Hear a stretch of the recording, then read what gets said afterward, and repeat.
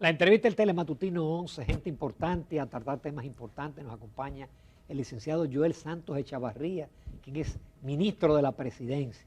Y nos sentimos muy bien con él porque, como mencionaba Jacqueline al inicio, bueno, nosotros entrevistamos a Joel cuando fue presidente de Ángel, lo entrevistamos cuando fue presidente de Zonaores, cuando fue presidente de Copardón, es decir que le hemos dado seguimiento y ahora ocupa una posición sumamente importante, que es el ministro de la Presidencia.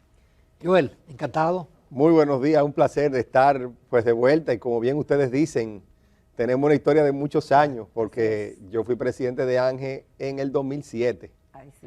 O sea que nosotros arrancamos en el 2006. Exacto, comenzando Telematutino y te hemos tenido en diferentes etapas. Sí, no, y a Zonaores, Copardón, inclusive cuando estaba como presidente de la Bolsa de Valores también vine aquí. Exacto.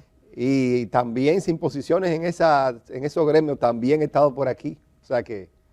Un gusto tenerte en esta mañana. Bueno, ahora tiene una posición de mucha responsabilidad que es el Ministerio de la Presidencia. Vamos a comenzar obviamente porque está caliente el tema del discurso del presidente. La oposición siempre, porque no es nuevo, es decir, la oposición siempre dice que los presidentes pintan un paisaje idílico, que las cifras no son correctas, que se anuncian obras que no están y lo que se anuncian son muchas cosas de futuro. ¿Qué tú podrías decir del discurso del presidente Abinader? La verdad es que probablemente la oposición tenía ya antes del discurso ya más o menos tenía su cuadro de por dónde iba a ir, pero en cierta forma el presidente desmintió muchos de esos temas durante el discurso. ¿Por qué? Porque tuvimos una rendición de cuentas que estuvo basada primero en cifras, hechos, no se concentró tanto en temas del futuro, se refirió hacia el futuro desde el punto de vista de las obras que ya están en ejecución, para poner un ejemplo, para fines del 2024, es decir, que no fue ni siquiera más allá. Sí planteó algunos proyectos de desarrollo, pero todos que tendrían su inicio en este 2024. Pero la concentración del discurso estuvo en hechos, cubrió gran parte de los sectores, obviamente. A pesar de ser un discurso de 2 horas, no se puede hablar de todo, pero sí tuvo el detalle de contrastar periodos y de fundamentar pues claramente las cifras, además de que tuvo pues obviamente siempre el aspecto emocional, donde siempre es importante que un presidente envíe un mensaje de optimismo. Yo siempre he dicho, y esto es independientemente del gobierno del que estemos hablando, de que República Dominicana ha tenido un desempeño histórico diferente a otros países de la región, porque precisamente hay un sentido de optimismo, un sentido de que hay que avanzar y no se cae en esos aspectos derrotistas que claramente terminan afectando la gestión. Un país es como un ser. Tiene su ADN, es decir, tiene sus características propias y también el sentimiento popular, el ánimo popular es importante a la hora de desarrollar un país. Joel, muchas cosas. Obviamente el discurso del presidente ha sido valorado, los empresarios y lo reseña la prensa estuvieron conformes con lo que se dijo. Obviamente hay muchas cifras y será labor de los economistas que tengan inquietudes coincidir o no con el presidente con esas cifras, pero obviamente que viniendo de quien viene tenemos que respetar esos números. Pero yo quiero concentrarme en el tema de los desafíos. Si bien es cierto que es importante reconocer lo que se ha hecho, no menos importante es ver que todavía somos un país que tiene muchas carencias, muchas desigualdades y muchas tareas que acometer. Y justamente en medio de un mundo convulso, donde vienen problemas muchas veces que son importados y que nos afectan, entonces hay que ser todavía más preciso en lo que es la definición de lo que serán las políticas públicas. En cuanto a ese tema, tomando en cuenta todas esas variables, porque obviamente el PRM hizo un programa de gobierno en el 2018-2019 y se encontró con una realidad y un mundo diferente en el 2020. Entonces, basado en toda esta experiencia, cómo piensa el gobierno, en caso de ser favorecido por el voto de las mayorías el próximo 19 de mayo, acometer las tareas. ¿Hacia dónde mira? ¿Cuáles son los desafíos donde se enfocaría el gobierno? Bueno, la verdad es que es una pregunta muy amplia, pero vamos a ver cómo lo resumimos. Por supuesto que hay importantes desafíos y yo creo que si usted analiza el discurso mismo del presidente, el presidente deja ese mensaje.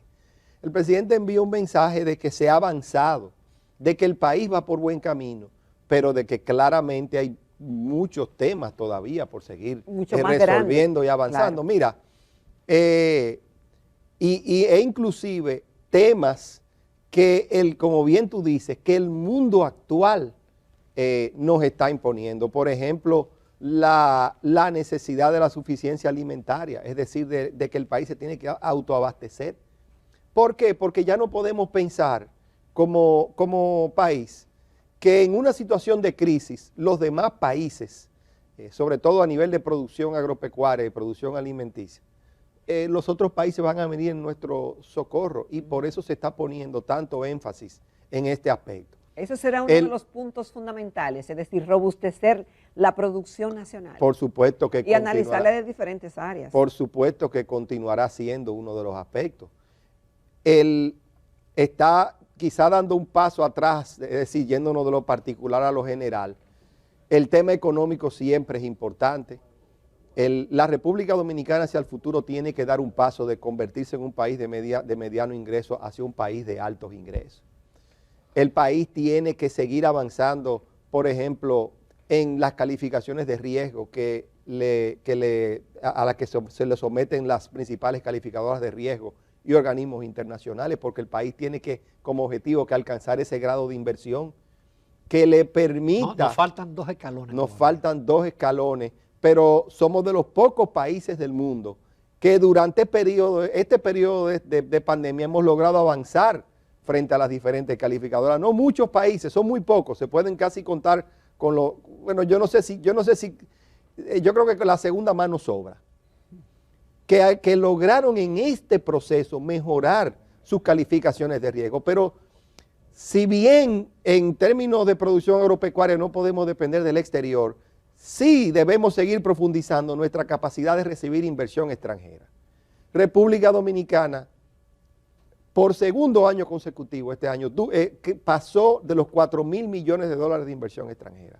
Entonces el clima de inversión es fundamental para que el país se siga desarrollando.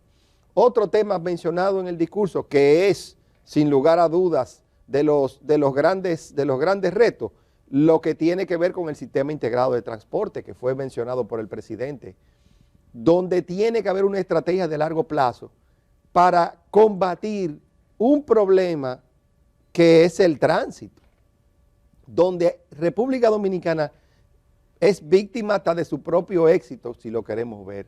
Ahora todo el mundo va adquiriendo vehículos, pero el espacio en el cual nos movemos no crece. Al revés, nosotros tenemos un distrito nacional y una provincia de Santo Domingo que tiene una gran concentración de la población y lo mismo Santiago. Entonces, y de hecho el censo le pone y explica claramente la situación que tenemos desde el punto de vista demográfico. Tenemos las personas emigrando desde el Distrito Nacional hacia la provincia de Santo Domingo, es decir, si podemos decir una especie yo no quiero llamarle periferia porque quiero ser delicado, pero sí. hacia un cordón, o sea, alrededor del Distrito Nacional. Y también las personas del interior venían llegando a la provincia de Santo Domingo. La provincia de Santo Domingo y la provincia de San Cristóbal están cumpliendo ese rol porque las personas están buscando viviendas más económicas, mudándose a esa zona y haciendo lo que se llama conmutar al Distrito Nacional porque ahí tienen los empleos. Eso genera una cantidad de retos de construcción de vivienda y obviamente de tránsito que nosotros tenemos que manejar. Por eso usted tiene ese sistema integrado de transporte que persigue colectivizar el tránsito. Tenemos ya el teleférico de los Alcarrizos se inauguró. La línea 12 del metro se inaugurará este año.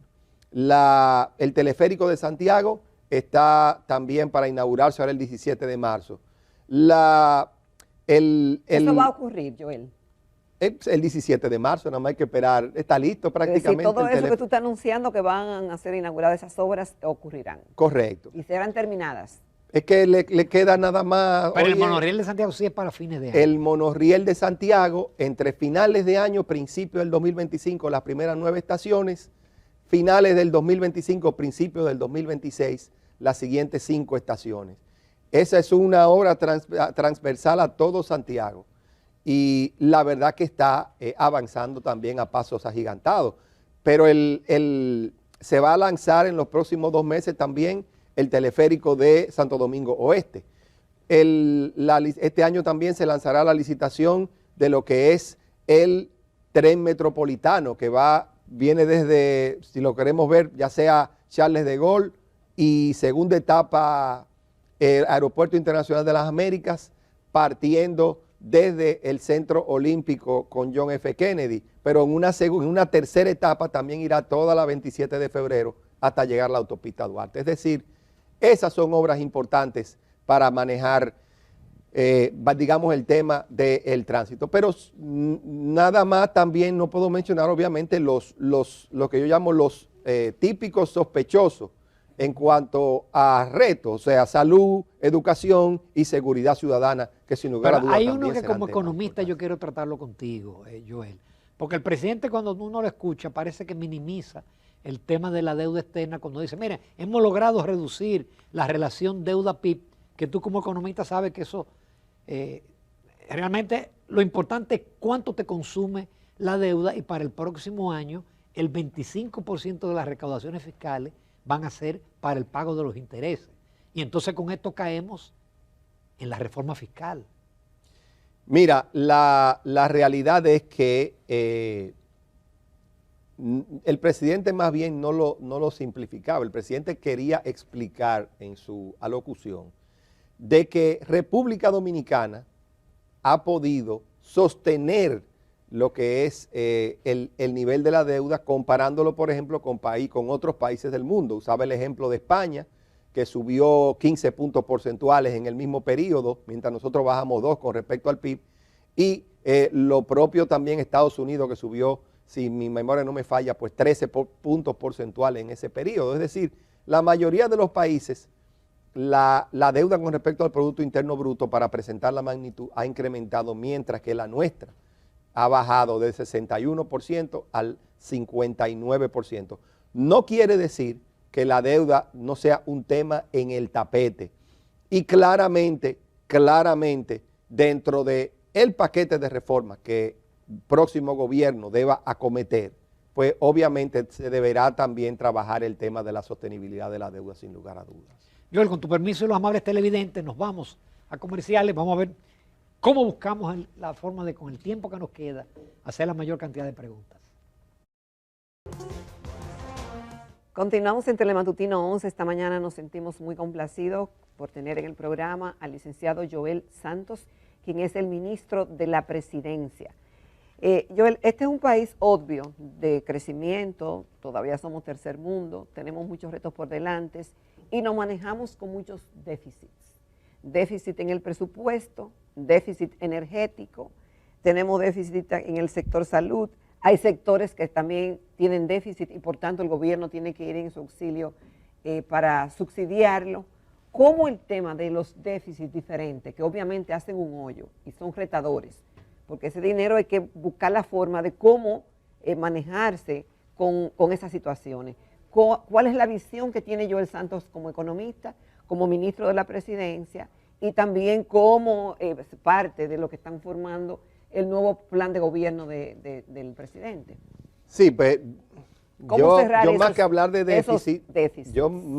déficit, realmente me voy a referir más a lo que lo genera, que es, vamos a llamarle la brecha social, el déficit social que puede tener el país. Miren, yo siempre he dicho que los países tienen que trabajar con una visión en el corto plazo y en el largo plazo.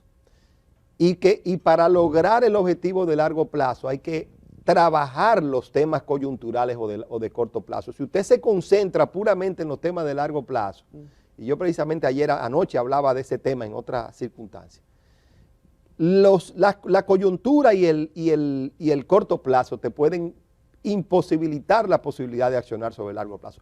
Y me explico, obviamente uno tiene que tomar todas las medidas del lugar para que el país se desarrolle, las medidas de crecimiento, para que zona franca, turismo, inversión extranjera, la calificación de riesgo que hablamos ahorita, para el clima de inversión, todos esos aspectos sean cada vez mejor para el país, pero no podemos olvidar de que el país tiene una deuda social. Sí, acumulada, de que usted tiene que, en lo que las personas, por ejemplo, usted va viabilizando las condiciones para lo que yo llamo que es la principal política social de todas, que es la mejora en la condición salarial de las personas. Es decir, al final de cuentas usted tiene que crear las condiciones para que las personas generen más dinero, ganen más dinero y obviamente su calidad de vida mejore. Pero en lo que usted va logrando esos objetivos, usted no se puede olvidar de que muchas personas necesitan de la ayuda del gobierno. Un acompañamiento. Por supuesto. Y a eso es que yo me refiero de las políticas coyunturales, que obviamente son las que claramente terminan pues generando presión en las finanzas públicas, y eso es inevitable. Por eso es que es importante las políticas sociales desde el punto de vista de subsidios como Supérate, como Bono Luz, como Bono Gas. Por eso es que usted ve también, hablamos ahorita de la suficiencia alimentaria, donde usted tiene que subsidiar productos agropecuarios o insumos agropecuarios para que la producción se pueda mantener en situación particular. Particularmente, por ejemplo, usted tiene el subsidio a todo lo que tiene que ver con los fertilizantes, porque realmente usted no puede permitir que la producción agropecuaria se le vea afectada. Y obviamente también está el tema de la energía, donde claramente usted tiene que ir buscando ese equilibrio entre lo que es la tarifa y lo que son los costos de energía, pero al mismo tiempo también claramente usted tiene que ir haciendo eso gradual y cuando las condiciones lo permitan, porque obviamente muchas personas no pueden pagar tema, su Joel, energía perdón, eléctrica en estos momentos. ¿se le va a entrar en el próximo gobierno al tema de las pérdidas y el desempeño de las EDES? Yo entiendo que el próximo gobierno, sin lugar a dudas, tiene que continuar trabajando el tema de las pérdidas de las EDES. Obviamente son de diferentes características. Usted tiene por un lado que seguir gestionando, y este gobierno está preparado para eso, seguir gestionando una mayor capacidad de generación, porque el país sigue creciendo. Este país crece en un promedio del 5% anual, la demanda de energía va a crecer entre un 5 y un 7% anual, y usted tiene que ir generando esos megavatios que va a demandar, sobre todo también ir moviendo la matriz para que el costo de la energía sea más barato, pero al mismo tiempo usted tiene que seguir haciendo las inversiones en transmisión, porque en la medida que usted va generando mayor capacidad de generación, se necesita esa línea de transmisión para que la calidad de la energía sea mejor y para poder manejar esa demanda. Por ejemplo, el proyecto de Pedernales, que no hemos hablado aquí, el proyecto de Pedernales va a generar una demanda adicional que va a requerir una inversión en transmisión. Lo mismo está haciendo Manzanillo. Usted está haciendo un parque de energía importante, unos 1.214 megavatios en Montecristi, y eso va a generar también, o va a demandar una mejora en la capacidad de transmisión. Y luego viene obviamente ya todo el tema de transmisión, todo el tema de lo que es la distribución, donde usted tiene que colocar cada vez más medidores para que las personas tengan capacidad de pagar su energía, para irlo formalizando, y obviamente también ir mejorando la capacidad de cobro, pero también las mismas líneas de distribución. Hay que hacer una inversión importante para mejorar la calidad. En fin, todos estos aspectos son puntos claves para que la energía eléctrica en la República Dominicana, que es un insumo importante también para el desarrollo económico, pueda, sin lugar a dudas, mejorar.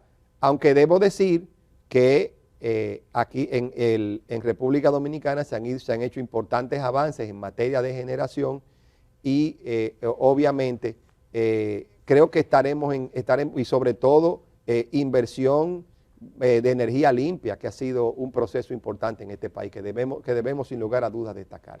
Y además se ha incrementado la cantidad de energía servida, es decir, los hogares están recibiendo más energía, pero a esa energía hay que cobrarla. Esa energía, obviamente, tiene que ser cobrada a un gran precio razonable para poder reducir el déficit de energía.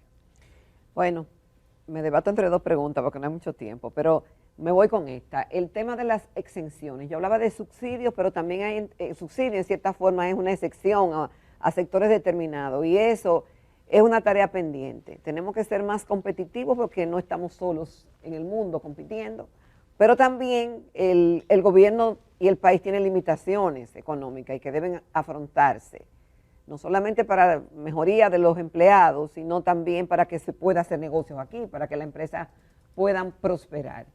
El tema de las exenciones será abordado en algún momento. Y como es la más última pregunta, yo quiero ampliarla porque tú vienes del sector turismo, pero turismo tiene una ley de exenciones que tiene ya 30 años y es un sector fuerte, autónomo, tú dices, y se necesita todavía esas muletas. Para evaluar esos incentivos en el sentido general, siempre hay que mirar dos aspectos. Uno es la comparativa con el resto del mundo. Usted tiene que analizar, por eso es que requiere un análisis profundo ese tema, no puede tratarse a la ligera. Este es un país que persigue inversión extranjera, este es un país que obviamente ha logrado fuerte crecimiento y desarrollo, por eso es la base de esa inversión. Entonces usted tiene que comparativamente entender en el escenario en el cual el país se mueve para tomar decisiones. Y luego, por supuesto, siempre está la posibilidad, dentro de este aspecto, de usted analizar cómo ha ido evolucionando el mismo sector y decir, bueno, cómo yo los hago más eficientes, porque si algo va generando, vamos a decir, la historia y el desarrollo de esos sectores, es que usted va viendo qué funciona, qué no funciona y cómo también mejorar los mecanismos de forma que logren el objetivo que ha sido trazado. Es decir, es un análisis profundo que hay que hacer en ese aspecto, desde esas dos perspectivas. Joel Santos, muchísimas gracias. Yo espero tenerte pronto, porque siempre hay muchos temas que tratar con el ministro. Por supuesto, siempre presto. O sea que gracias por la invitación y estamos seguros de que vendremos a muchos programas más. ¿Está optimista, Joel, para mayo? Muy optimista, muy optimista. Las preferencias del presidente sobrepasan el 60% en estos momentos. Se va en primera vuelta. Se va en primera vuelta. Nosotros estamos trabajando, no quiero que se interprete esto como un triunfalismo, ni mucho menos. Este no es un presidente ni un gobierno de triunfalista, este es un gobierno de hecho, como decía el presidente. Y la realidad, y yo pongo el ejemplo de él, salimos el domingo de las elecciones municipales, el día de las elecciones, y el lunes temprano el presidente estaba pensando en lo que él tiene que pensar, que es en el gobierno. Y él hace perfectamente ese switch. No es un presidente triunfalista y es el mensaje que nos envía a todos nosotros. Con trabajo realmente se logran los objetivos.